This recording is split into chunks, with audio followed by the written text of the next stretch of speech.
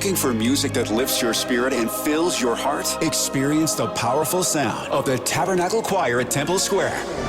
Now streaming on all your favorite music platforms. Find the Tabernacle Choir on Spotify, Apple Music, YouTube, Amazon Music, and Pandora. Let the music of the Tabernacle Choir at Temple Square inspire you today and every day. Whether you're at home, in the car, or on the go, enjoy the beauty of their world-renowned sound anytime. The Tabernacle Choir at Temple Square, streaming now. Good morning, DJ and PK. It's 97.5, the KSL Sports Zone. Well, half of the World Cup final is set, and the All-Star game is in the books. Major League Baseball missing a lot of stars at this All-Star game. Felt a little bit like NBA load management, you know. Now, the Dodgers put out a statement because they know what everybody's saying. Shohei Ohtani had his knee drained.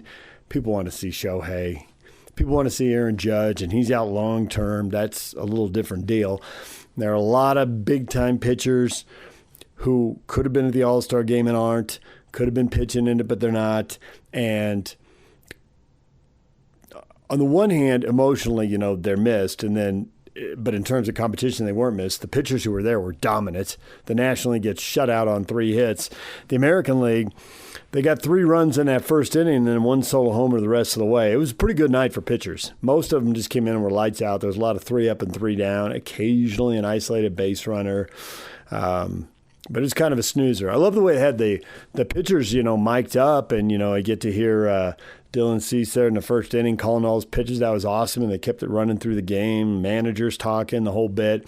That was kind of cool because it's an exhibition, which is why the pitchers aren't there. You know, they put that rule in. If the guys throw on Saturday or Sunday, they don't have to go in the All-Star game. So then teams are taking guys who were scheduled to pitch on Thursday or Friday and pushing them to Saturday, Sunday. And I saw Buster Olney talking about it. You know, he didn't like it. He's a longtime ESPN reporter, beat writer before that. And he thinks maybe it's something that can be addressed in a collective bargaining agreement. I don't know about that. I mean, they're not going to get rid of the All-Star game because it's a big moneymaker. But on the other hand, pitchers are getting hurt all the time. So why have your guys make an extra appearance, throw an extra inning? I get it from a competitive standpoint why teams don't want it. So they're kind of caught in the middle there. There's certainly a market for it, man. Fans love the game. They love the home run derby. The ballpark's packed both nights. Millions of people are watching both nights. So, you know, what are you going to do? Just try to figure it out and negotiate it, I guess. I don't know what else to say. The World Cup continues today. The England-Argentina game, winner to face Spain. Spain beat France. Spain's only given up 1 goal in the entire tournament. France had only given up 2, and then they gave up 2 yesterday, and the penalty in the first 15 minutes really changed things. It was a legit call, but that was early to fall behind, and France is struggling under pressure, trying to score against a team that really doesn't even let you have that much possession across midfield. That defense is suffocating. All right, I don't think either England or Argentina has looked good in the tournament. It's France and Spain did. I would have said, if you rank them based on performance, I think France and Spain were 1-2, and I thought France would beat Spain, but Spain was definitely the better team on the day. Definitely. They had some the defense has been great, but, the attack has not been great the whole tournament, but they did plenty against France. So I think they'll be the favorite in the final regardless of who they play. I think Argentina will beat England. Both teams have struggled. Both teams have need dramatic rallies to pull out, to come from behind and win, to pull out games that you thought they should have won after 90 minutes, and they needed 30 more to win it in the case of Argentina. So, but I think it should be entertaining, and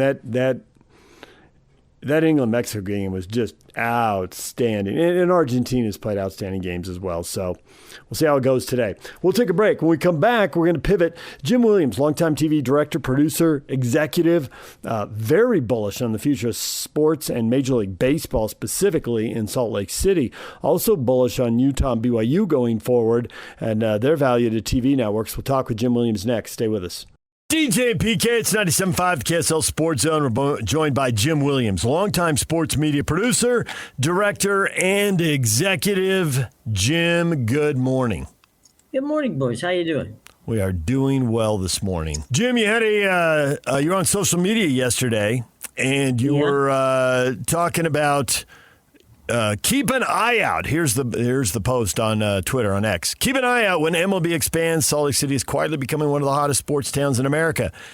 Sports Business Journal just vaulted Salt Lake from number 44 to number 12 nationally, ahead of some legacy markets on its best sports business cities list. You cite the Jazz, RSL, Olympic infrastructure, and an aggressive event strategy, which traces back to the Utah Sports Commission. So I'm curious, what has changed, or did the number just kind of catch up? Is that something you do every year? Has something changed in the last year? Or maybe sometimes the whole, the image catches up with reality at some point, and so that's why the big jump in numbers. What's driving that? I think a lot of it, guys, is people are discovering Utah. I've been there many times, and you come back, you tell people what a wonderful time you had at Salt Lake, and I think that what's driving it is that look at the attendance. Look at the attendance at the Mammoth hockey games. The Jazz have always been strong. And then you've got, of course, Real Salt Lake, which you guys talked about earlier in the program. So I think it's really a matter of image. People are getting to understand that, Utah and specifically Salt Lake City is a hot sports market. There's numbers are numbers, whether you want to argue them or whatever. But I know a lot of people, think, well, gosh, Salt Lake, no baseball town. Of course, there's no reason that can't be. How do you think that affects the colleges as they want to continue to grow their brands? It helps because, everybody, this is a really small business, okay? And at the end of the day, you want to be where you're going to be appreciated. And you can't do that if you don't look at it and say, okay, look, this is a fantastic up and growing market. What's it going to do? It's going to help the University of Utah. It's going to help BYU. It's going to help Utah State, Southern Utah. It's going to help the entire region. I do wonder about colleges in the direct shadow of pro teams.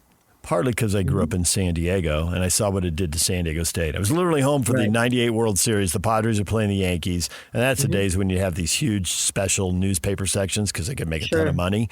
And San Diego State put an ad in it.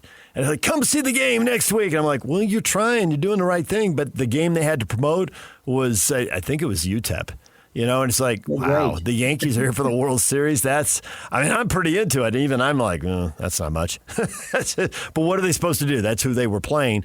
And I just look at, Houston and Houston, it's better to be Texas and Austin. I look at Cincinnati, Xavier, Cleveland State. It's better to be Ohio State and Columbus. Right? Florida and Florida State, it's better to be in your small college towns than to be Miami in Miami, where unless they have a great team, it is really hard for them to draw 50,000 people. So is there a problem with being right in the backyard and too close together? I would say it's a difference in baseball and football. If you're talking about professional NFL football, that's a whole different ballgame. But you're not. You're talking about baseball. Baseball is played for the most part when football isn't. And, unless you get into the postseason. So I really don't see, if you told me tomorrow that Salt Lake was going to get, an NFL franchise, then I'd have another different answer for you. But there's no correlation really in baseball versus college football or college basketball. You had a piece also, too, on BYU and their ability to continue to grow as a brand. Could you go into detail on what that is about and how beneficial that is for them and maybe what it could mean down the road? Yeah, sure. I mean, for many years, as you all know, BYU was independent. And there was a guy, a really good, smart programming guy, back when I started in this business when dinosaurs roamed the earth. And his name is Frank Carney. Now, Frank Carney was in charge of Western Pennsylvania, Maryland, West Virginia.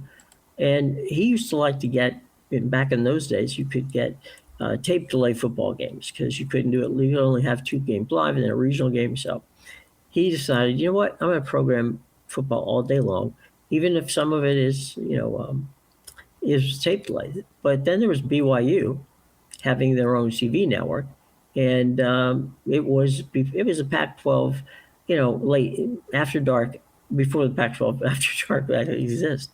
So there were a lot of people who remember the 1984 team, that won the mythical national championship. So there was a lot of people who watched BYU football long before they even knew where BYU was. And so I think that was a big help to them. And I think that you still have some BYU, followers, much like we call them Subway alumni, who've never been there, but they still like to watch and pay attention to them. College football, CBS and Fox have the Big Ten and the SEC, and there's a lot of talk about Big 12 ratings and are these teams watchable? And even when they get good time slots, when they're not playing in that 8:30 after dark kickoff local time here, which is 10:30 in the East, and obviously people are going to bed, and so a lot of the country doesn't see those games. But when they move them up to like 1:30, they are frequently going against massive games. And I just think people in those parts of the country are going to watch the local/regional team, not the team from the other side of the country. Is there any way to get around that? Are any of the schools out here ever going to be ratings powerhouses? I mean, maybe USC and Oregon, depending on who they're playing? Yeah, I think that, again, it's brand. It's hopefully it's what they brought Brett Yormark in for, because that's what Brett's a very good promoter of the conference, and I think that will help them. There's very little you can differentiate. It's like, okay, fine, we get an early game, whether it was Colorado a few years ago when Dion just got there. This is going to sound cliche, but winning solves everything. If you got a team in the top 10 and they're playing hot, then there's no reason to believe they aren't going to get ratings. The last couple of years of the Pac-12, their ratings weren't bad at all. And as I say, and that wasn't just USC and UCLA and Oregon. So I do think that there's a place for that, for both. You guys have two outstanding programs in Utah and in BYU.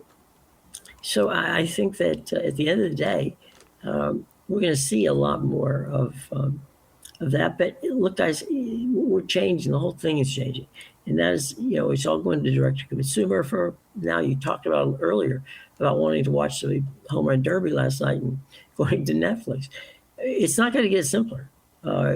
Streaming is now a part of what's going on. So if I want to watch Utah play football, or I want to watch BYU play football, I'll have that opportunity. I'll pay for that opportunity, but I will have that opportunity. One of the cool things since we've been here, because we came here a year apart in the 90s from California, is to see, you talk about that brand, the University of Utah, known as a basketball school for many, many years, and to see its brand grow as in football has just been awesome. For me, I've gotten to cover the Fiesta Bowl, the Sugar Bowl, 2 Rose Bowls, and all that. So to see this brand come from where I came from, and it was not much coming from Arizona and California, you didn't know a whole lot about Utah football. Now, it just exploded. It's just been rising as well as practically anybody's. What do you think the brand is for Utah as it tries to grow, and maybe whenever there is some form of expansion or divide line between, if they ever get to that point where some schools are in the power and some get left out, as far as Utah being on that right side? I think the key here is, as I said before, coming to Utah and watching sports was phenomenal. Or producing and directing sports are great. I think this is going to sound silly, but you need better PR. When I tell people what a wonderful time you can have going to a Utah football game, is that the setting is gorgeous, and teams have always been good. So I think it's more of a perception, and you need to really pump more about what Utah is all about. The University of Utah. Not that they don't try, but I don't think they're doing it as well as they perhaps could. Not that they need my opinion on it, but I do think that once you start paying attention to them, it's very much worth your while. Just the same as BYU.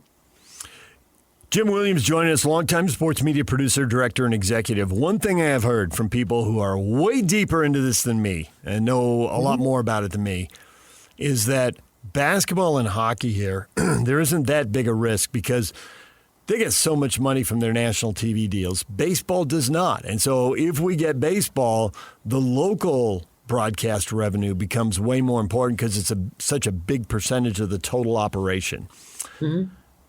Do you think that's true? Is there a risk with baseball coming here, or do you think it will absolutely succeed when it shows up in Utah? I have no reason to believe that it wouldn't. And I say this as a fact that it's attendance also makes a lot of difference. You guys know because you were on the cutting edge. Utah basketball and, of course, the Mammoth took everything on air, over the air broadcast. And that's been nothing but successful for them. So I think that baseball in the state of Utah and Salt Lake City is, in my mind, it's a no-brainer. You've got a phenomenal group of fans in the area, but then again, regionally, you have a lot of fans. And so I would say that, you're right that's a problem everybody's getting in baseball themselves in this new deal that's coming up in 2028. Some of the reasons that they took over all of the Major League Baseball productions, all but a few of them in the regionals left, was because they want to bundle it and package it in a way where they'll get some of that money back. They'll claw it back. It'll take them a while, but they'll get some money back. So to them right now, people coming to the ballgame is the key for a lot of these franchises. How much do you think TV is going to drive what happens in college football going forward? A lot less than it used to. Really? Yeah, and I say this because what we're seeing right now is the Big Ten and the SEC are getting the lion's share of the money. We were talking a little earlier about Netflix and trying to figure out where the games are going. I think that there's a reset time. Right now, there's a saying here in Washington that basically those who are talking don't know and those who know aren't talking. And I think what we're seeing here is a bunch of universities who want to be in either the SEC or the Big Ten. But Tony Petit is somebody I've known and worked with for 30 years. He's not stupid.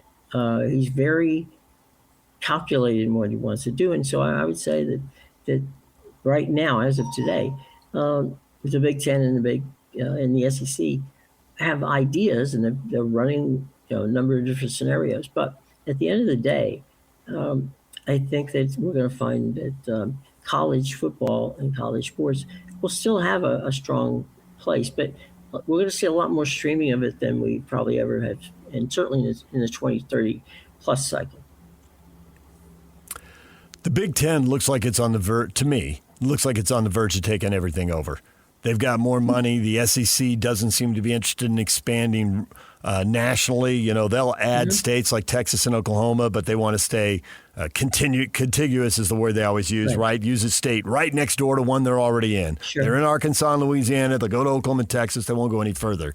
Mm-hmm. The professional leagues that truly are national have 8 teams in 10 Western markets. And it's all a little different. Basketball's in Sacramento and baseball's in San Diego. And obviously hockey and basketball are here in Utah. But all of the leagues find a way to get into at least 7 of the 10 markets. So they're a national league so that everybody has a horse in the race. If the Big Ten's going to do it, can they just add Stanford and Cal and be a truly national league? Do they need to be in Denver, Phoenix, Salt Lake City also? What do you think? No, I don't think they do. I think that they have a strategy, which is they already have 4 brands in the out west that, are, and you can argue that UCLA isn't the brand that they used to be, and that would probably be right. But SC and Oregon and Washington, make a pretty strong Western group. Now, again, this is just me speculating. If they decided to go west, then certainly Utah and Arizona State would probably be their target out west. I don't think that Stanford and Cal had opportunities to join the Big Ten, and well, more Stanford's situation on Cal, and they chose not to. So I'm not so certain that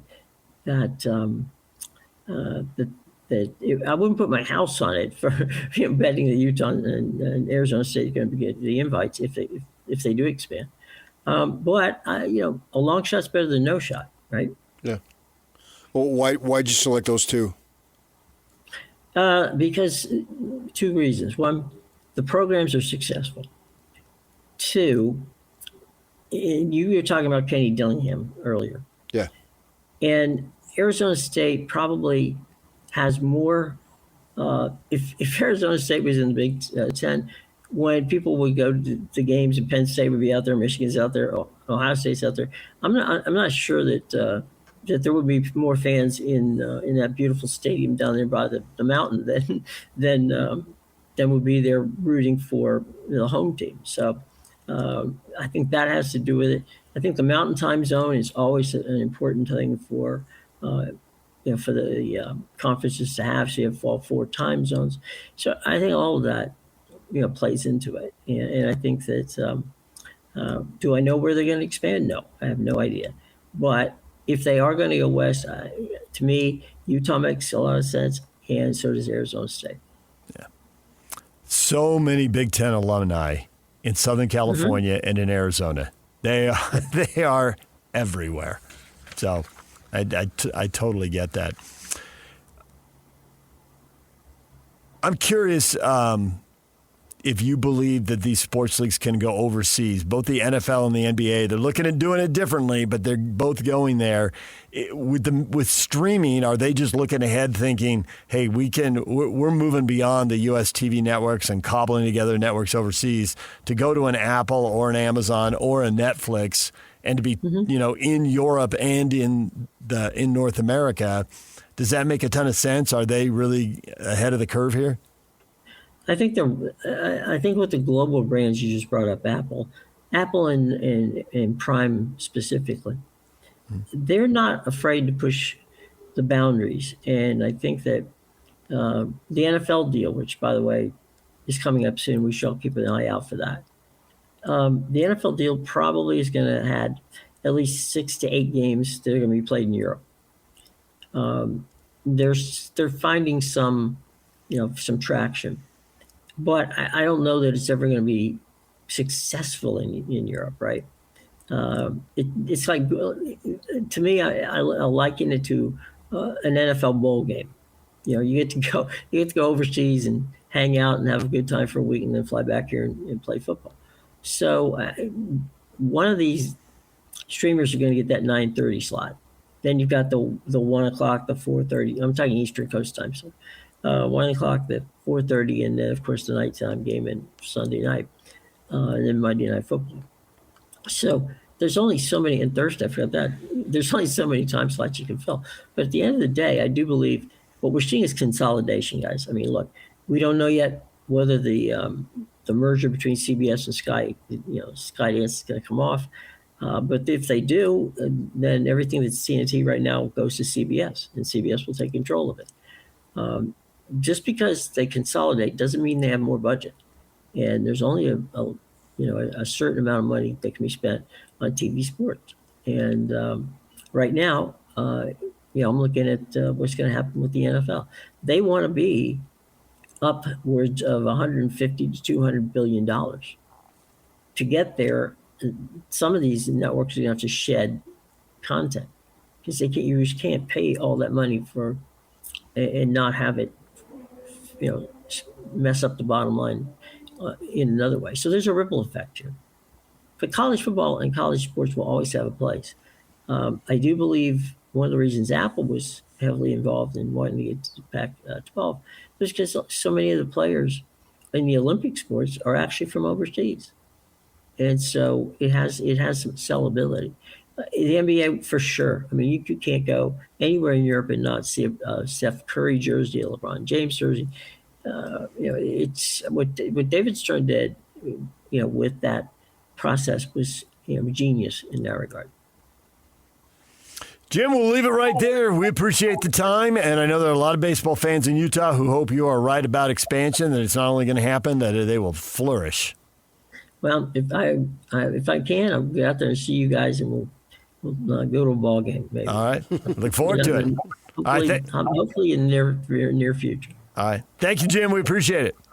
Anytime, brother. All right, there's Jim Williams, longtime TV executive, director, and producer. When we come back, Brian Taylor on the Open Championship. Stay with us. This Open Championship update is presented by Copper Rock, where the pros play on 97.5, the KSL Sports Zone. Brian Taylor and Bob Casper's appearances are brought to you by Mount America Credit Union, Mountain Supply, Black Desert Resort, Hoops Vision, and Uinta Golf. Brian, good morning. Good morning. I wore my special hat just for the Open Championship edition, just for you guys. Nice. Tip of the cap to you, PK. Okay. Royal Birkdale hosting the Open Championship.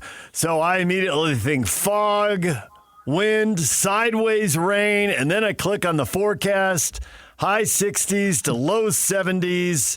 10-mile-an-hour winds. Is that enough? And very little chance of rain. Is that enough to defend, for this course to defend itself? There's not a lot of trees and all that. Or is it now going to be wide open and guys are going low? It's going to be a scorcher over there. Talked to our friend from the BBC, and he said it's just been an absolute heat wave over there, that it's pretty much burnt out. It's going to, I think, play a lot like Royal Liverpool in 2006 when Tiger went around there hitting all of his stinger iron shots, 350 yards, running down the fairway, that kind of thing. Although you don't have to necessarily hit it that long here this week at Birkdale. But, the rough was much thicker a couple of weeks ago, and it's just kind of like burnt out a little bit from the dryness. So it's going to play that firm, fast, kind of links style golf, but it's going to be more precision, less bomber. When listening to some of the player interviews and talking with our friend over to the BBC, sounds like, long irons off the tees, long irons into the greens, guys that are good long iron players, Scotty Scheffler, Rory McIlroy, those are guys that are, certainly come to mind, are going to have a good week. You said Royal Liverpool, and it reminds me of a story. I don't know that if I shared it with you, but I'm going to now, and I want to see if you can top it as far as playing with somebody. So I told this story a few weeks back. I think it was first part of June. I'd gone to a wedding reception, and this guy recognizes me, the PK thing, so he wants to talk to me. He tells me it was several years back, and he's playing in Orlando, and the sun is going down, right? So he's got his wife with him, and there was two guys ahead of him, and the two guys say, hey, why don't you join up with us? This way you'll be able to finish. So he says, yeah.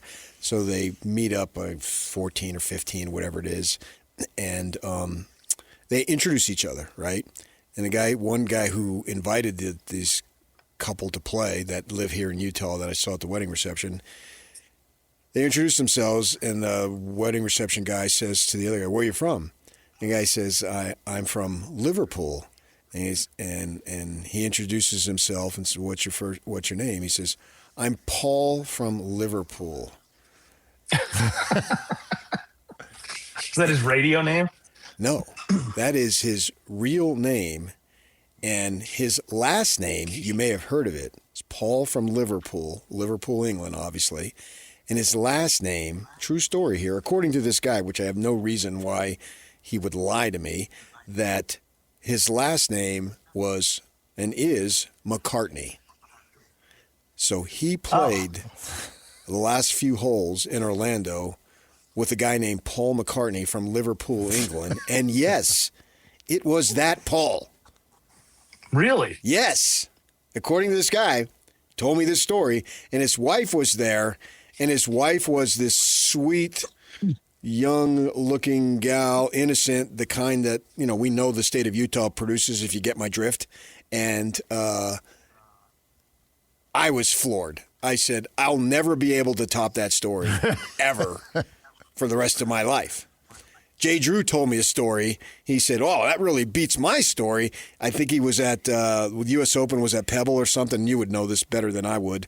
That there was a van that was going to take them from the clubhouse over to the 10th tee. It's apparently a decent walk, and he gets to go on the van, and the guy says, "Oh, this is just for the players." And so he steps back. Well, there's one guy on the van in the van says, "Oh no, you can bring him on," and it's Fowler. And Fowler says, "Bring him on, and we'll drive over." And so he has a little conversation with Fowler, and Jay tells me, "Yeah, that tops my story." And yes, you played several holes with Paul McCartney. That has got to be unbelievable. And I'm thinking, even Brian Taylor and Bobby Casper, they can't top that story. That's a pretty good story. I mean, Paul McCartney, that's got to be like, and you were invited by Paul McCartney to play golf. I mean, that's pretty good. Yeah. Even if it wasn't from the get go, but Right. Oh yeah. Okay, Brian, you got to think about like this. You've played late in the day, and some people are better at golf etiquette as far as letting groups play through or letting groups join up, and some people aren't as good at the golf etiquette. So you'd be in that situation.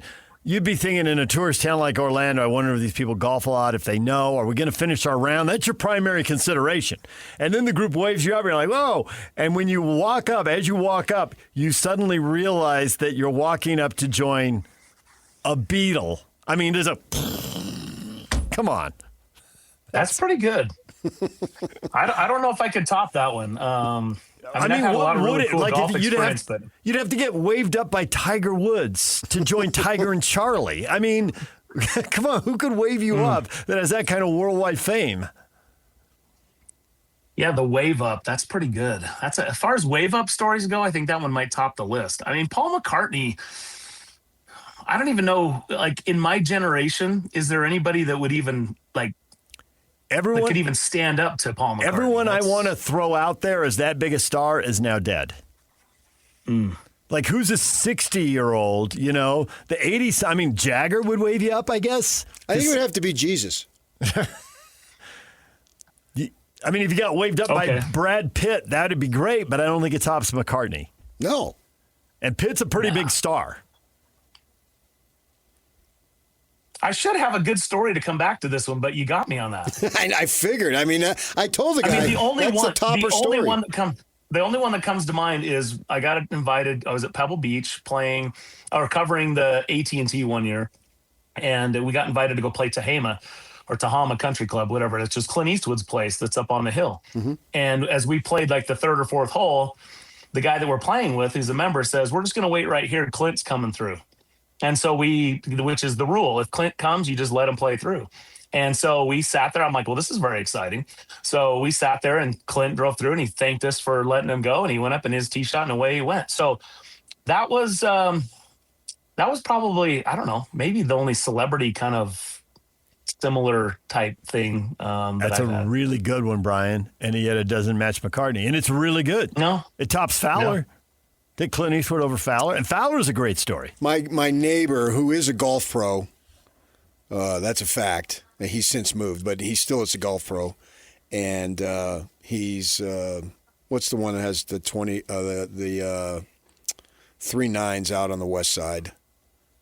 Stonebridge, yeah. And so he was up at Glen Wild, and that it was understood that if Jordan was there, that he play through. And my neighbor, this golf pro, was in the fairway, and a ball comes shooting by between he and his partner, and down comes a guy in a cart, and it's MJ, and he just drives right on through. He didn't even ask. No, according to my neighbor, and I have no doubt, no reason to doubt him. Yeah, and that was understood at Glen Wild that when and the members, I was there. I've played it. And it was understood that you didn't talk to him. So if you saw him on the grounds, you just let him go. He wasn't there to socialize. So that was kind of a little bit of your Clint Eastwood thing. Now, I didn't experience that. You saw it yourself. But my neighbor, who I believe him, told me that story. And I think that kind of that's at least ballpark. But still, Paul takes the cake. Right. All right, as far as Royal Birkdale there, Scheffler just missed a cut. The streak is broken. Does that mean he's playing bad golf? Was he just unfortunate and he could still win this week? Would you wave off picking Scheffler this week? What do you think of Scotty's chances? He's done. He's done. His window's closed. So he's finished. He's washed up. Yeah, I mean, you can't miss cuts at the Scottish Open and still claim to be the best player in the world, right? Right, PK? Yeah, right. Come on, back me up on this. There's no question about it. He's a has-been. But then I got McIlroy saying that he's bad at golf. Yeah. He said that to himself and yelled it out loud how bad he is, right? Let me say this. Golf is to make 78 consecutive cuts at the highest level. It's not anything near what Tiger Woods did. It's not Byron Nelson, but it is unbelievable in today's day and age. It's just so hard to do. That shows the consistency in which Scotty has been playing at. I'm fascinated with golfers' windows. We've had this conversation over the years, but I'm fascinated. And Jordan Spieth is front and center this week because he was the last to win here in 2017.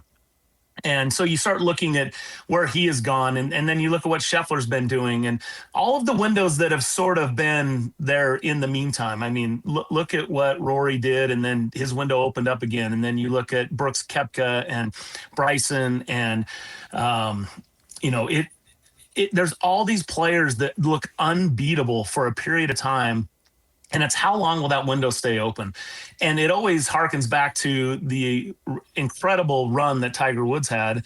And even going back in the generations in Jack Nicklaus and Arnold Palmer and some of these guys where they were able to compete at a high level and win prolifically for, generations, for decades, if you will. And so when Tiger had a decade, that's a long time. And he was dominating for a decade. And some of these guys, their window lasts a year. Some of them it's 3 or 4. Some of them it's 8. But so Scotty Scheffler, I don't think the window. So to that, using that as the context, I don't think his window is ready to close. I think a missed cut isn't something that you would say, let's judge Scotty's game. What you would judge Scotty's game is the fact that he opens up with a 63 in his first round at Amex and goes on to win shooting 30-something under in his first event. And then he has a slew of runner-up finishes and hasn't won since. I mean, that's kind of where you go, that's odd for a guy that's been winning 5, 6, 7 times a year the last few years. Having said that, it adds to his great play. He's still leading the tour in strokes gained, scoring average, and all of the major statistics. So it's hard to say that he's having an off year. He just isn't getting the dubs that he had last year. I wouldn't count him out. He's looking to become the first to go back-to-back at the Open Championship since Padraig Harrington did it in 2008 right here at Royal Birkdale. So I love it when stats combine, and we'll see what happens there. But I think Scotty's hungry. A missed cut might have been just what he needed. Some of his comments in his presser this week was talking about being recorded all the time and the pressure that comes along with that. And sometimes you just need to get out of the spotlight a little bit and be able to have some room to breathe. And so it's hard. It's not easy being the top guy all the time with all the attention. And a lot of guys haven't been able to do it for as long as Scotty has. And maybe it's getting to him a little bit. Maybe a missed cut is just what he needed. I can relate to that specifically because when it comes to picking guys winning, I'm the top guy. And having the attention on me all the time when I pick last every year, the burden every time, 4 times a year to follow up on it like I just did at the U.S. with Wyndham Clark. I can relate to Scotty, is what you're saying. Wait. You picked Wyndham Clark to win the U.S. Open? Mm-hmm. He did. Which pick? 1, 2, or 3? 3, the 9th pick. That's still pretty good, though. That's a good 9th pick. I'll give it to you. Yeah. I'm not in on your picks, so you know what? I'll give you a golf clap for that. That's a good one, PK. And I feel bad for Bob because he came from a golf family, and he just can't compete with me. Oh, my. Can you imagine that? This seems like a good time to talk about this being the 50th. It's not a good time to talk about it. He went away. He's on a computer. For those of you who are streaming, you know this, and there's now a black screen in the middle third. I'm on one side, you're on the other, and he vaporized. He's gone. Well, it's not a good time. If it wasn't going to be a good time to talk about me, the computer gods didn't want to hear it. That was it. Now back to PK. PK, tell us more about your greatness. Well, you just go with it and you think about it and you ponder it and you do research. And you got to make sure the analytics match up with your gut. Mm-hmm. Yep. Yeah. And then once you do, you say, well, what the heck? I'll pick Wyndham Clark. And then it happens, and then you taunt the other guys. This is 1986 all over again. When the Devils went to the Rose Bowl and I was living in California. And I had just moved there. And who is this outsider coming in here taunting us? But go ahead, Brian. Brian, that was not Sorry about perfect that. time. Yeah, okay. That was perfect timing for a phone call to interrupt our anyway. Okay. So Johnny Miller 50 years ago won at Royal Birkdale. He beat a 19-year-old Seve Ballesteros and Jack Nicklaus. Raymond Floyd was the reigning Masters champion. He was right there in contention with others. Really good stuff. By the way, if you want to go back and watch, the RNA has the video that you can watch from the 76 Open, which is pretty cool. And to watch these guys out there, and you could tell that Seve was going to be a star at 19, right? He still had all those shots. But the reason why it's a good time to talk about it, first of all, to honor Johnny, which is awesome. 25 wins, I think, on the PGA Tour, the U.S. Open, and the Open Championship. I mean, that's awesome. What a career. And then the broadcasting and all that. But in his acceptance speech of the Claret Jug afterwards, which they always do in front of the people with the microphone, this is so PK, so Johnny. I can't even, it just is so funny. But he stands up and he says, I would like to congratulate Seve and Jack on their runner-up finish. Sorry, that was... And then he doubles down and he says, and I'd like to thank the rest of the field for making it so easy on me. I mean, if there wasn't a more Johnny Miller thing said, I don't know where you're going to find it. But first of all, Seve probably really appreciated a star like Johnny recognizing him as a 19-year-old. But Jack, do you think Jack wanted to be congratulated on his runner-up finish in a major at that point in his career? I don't think so. All right, I got a Johnny Miller little story. So I go down to the Phoenix Open and Waste Management, and that was Johnny's last broadcast on that Friday. Do you remember? Yeah, that's right. Yep. So I went down there, and I got a press pass, and so I go to his press conference, and I talk to him afterward, and he says, "Oh man, I really like listening to you when I'm in town." He says, "You remind me of me." Oh no! Oh no! Oh no! He literally said that to me. And I've told you this, Brian, that Johnny Miller was my golf hero growing up. And so that was for him to say that. It was funny and it was cool. And we did talk a little bit. He had a little formal press conference, and then afterward, because I asked him a question, and you had to introduce yourself. And when I did, he says, "Oh yeah, I listened." So I went up to him afterward. But I thought, and then you bring that up, you connect us, and Johnny connected us himself. Well, I mean, what can you say? Yeah, I took it as a compliment. Yeah. And obviously, as a golfer, he was awesome. And as an analyst, he was awesome, too. He was the best. Honestly, I miss Johnny on the call. I agree. I love Kevin Kisner. He's great, right? You think about Faldo, what he did for a long time. There's been good analysts, but none like Johnny. Right, and it's like the guy who tried to people follow Vin Scully. I mean, I'm sure he's good, but he's not Vin Scully. Right. And there's a lot of people that didn't like Johnny because he would, like PK, likes to weave himself into the story a little bit and that kind of thing. But it compels you to watch. It compels you to listen. And here's the thing. His book was called I Call the Shots. He did call the shots, and sometimes it made him look silly because he would say, "Hey, this one, you could choke on this shot right here," and people would be like, "Oh, Johnny, why'd you say that?" And then the guy would, or he'd pull it off, and then Johnny would say, like people would say, "See, Johnny, you didn't choke." But I think from a viewer standpoint, and for those that know that have been in those situations, when he's pointing that out and then the pro pulls the shot off, I think it's more of a compliment to the shot he just hit because he set it up as being more difficult than it was.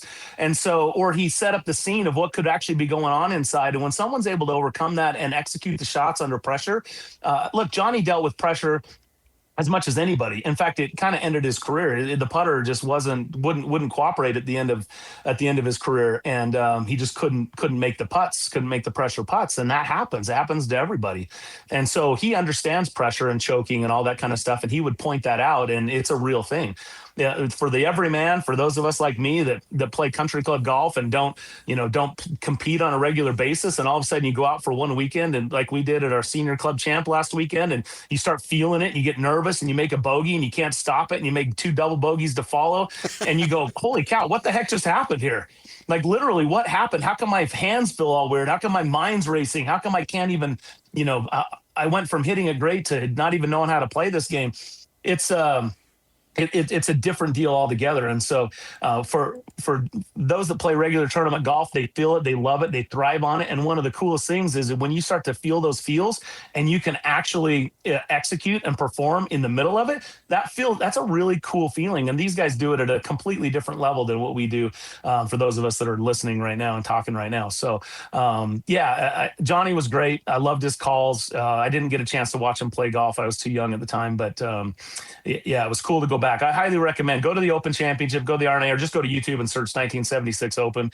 And Peter Alice is the commentator. He's fantastic.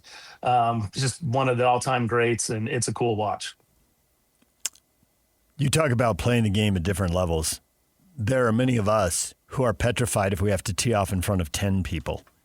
The thought that there would be 10,000 people lining both sides of the fairway and 10 million people on TV, and the fact that we might kill one of those 10,000 people when we spray a drive all the places we spray them, it is not the same thing. It is not remotely the same thing. No, and I was one of my first Masters that I went to see Sam Snead hit the ceremonial opening tee shot. And Sam was in his 80s, right, or something. It was close to 80 if he wasn't in his 80s, and he just sniped it right in and just right through the glasses of a spectator, about 50 yards down the fairway. And, he felt terrible. That was his last one. And the guy, first of all, if you are in those situations, don't lean your head in looking straight down the barrel of a guy that's about to tee off, But yeah, it happens. People hit people, players hit people all the time, but yeah, it's a cool thing to watch these guys perform, and the way that they have to just get so callous. Sometimes we knock these guys as being calloused as professionals, but they have to somewhat be calloused, because if you're as emotional as we get about making a birdie, or as emotional as we get or down on ourselves for making a bogey, it just wears you out. And every once in a while it comes out, like you pointed out, PK. You see Rory yell at himself, "You're so bad at golf." Well, you know what? Sometimes that it just spills over. Sometimes it goes into Sergio mode, and that's unfortunate. Sometimes it goes into Wyndham Clark mode, and that's unfortunate. But for the most of the time, these guys hold their decorum pretty well, and they're a pretty pressure-packed sport. So there's Brian Taylor. When we come back, what is trending? The headlines are next.